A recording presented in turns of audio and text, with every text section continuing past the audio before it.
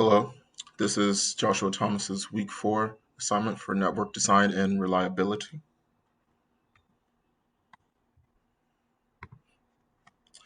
And so going forward, this is about a bank network with reliability and redundancy functions. The network features will allow for dynamic routing as well as a snapshot server that will save the instance of request being received and sent in order to parse that to a data bucket in the event of hardware failures, traffic latency, or natural disasters or power outages. And the base of this will be brought on two AWS regions across the Midwest and Northeast. The initial high-level design goes as such as that the snapshot server will receive information from the AWS Cloud Wide Area Network as well as the software-defined network. And the servers on both AWS servers will then communicate that using dynamic routing protocols that communicate to other servers, on-premise servers with the banking institution, and that are all interconnected.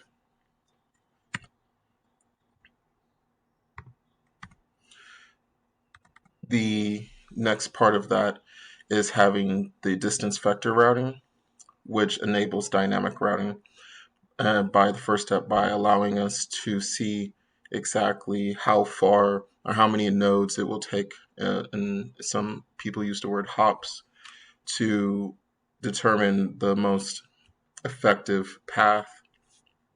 And so every table, every node, every server will have access to the other servers and what traffic they're experiencing in order to best utilize this solution. This is a crude example, however, it displays that certain tables will have access to certain states depending on whether they are on or off or how close they are. So in this example, the Midwest 2 would, for instance, have a XA server or a traffic node that would be closer to the ZC traffic node of the AWS Midwest server, depending on physical location.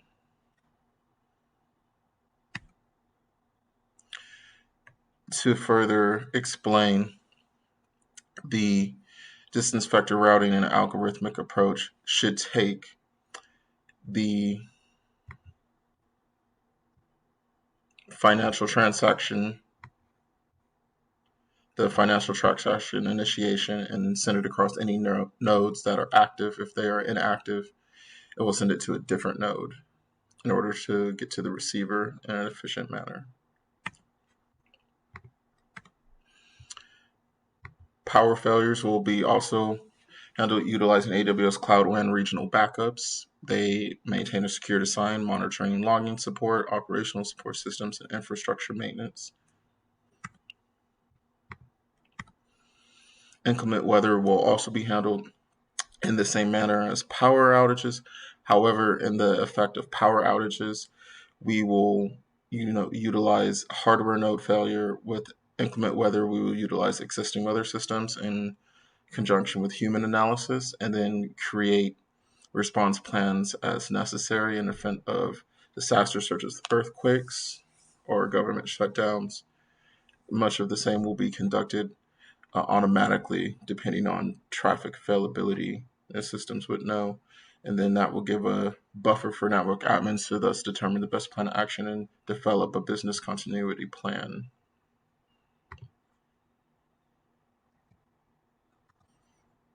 For single cable failure, it will activate much like hardware failure and power failure, except that when it looks at the nodes in the system, it will generate latency at the expense of availability.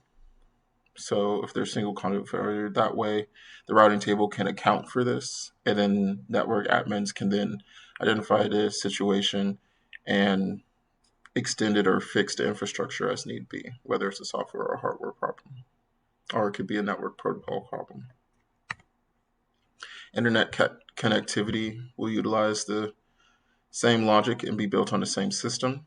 However, concerning the local LAN in the banking system, we will have the network area admin manager and the tellers working with the Ethernet outlet that's connected to a router. However, this goes down to AWS regional settings for network management, which then connects to the AWS wide area network across certain protocols.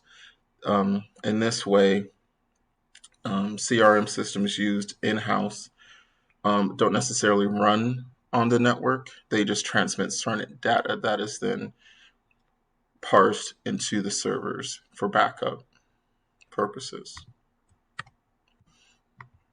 Hardware failure, as discussed earlier, will get certain data for both AWS and the on-premise servers. For AWS data stored, it will be the server ID, the HTTP requests, and classic static data, such as account balance. And for information stored, it will be the router ID and associated network routers and network hops in order to locate where the request came from in order to parse that data when systems arrive or are back online. In the event of a hardware failure, then anything that is on the snapshot server will get sent to the S3 data lake.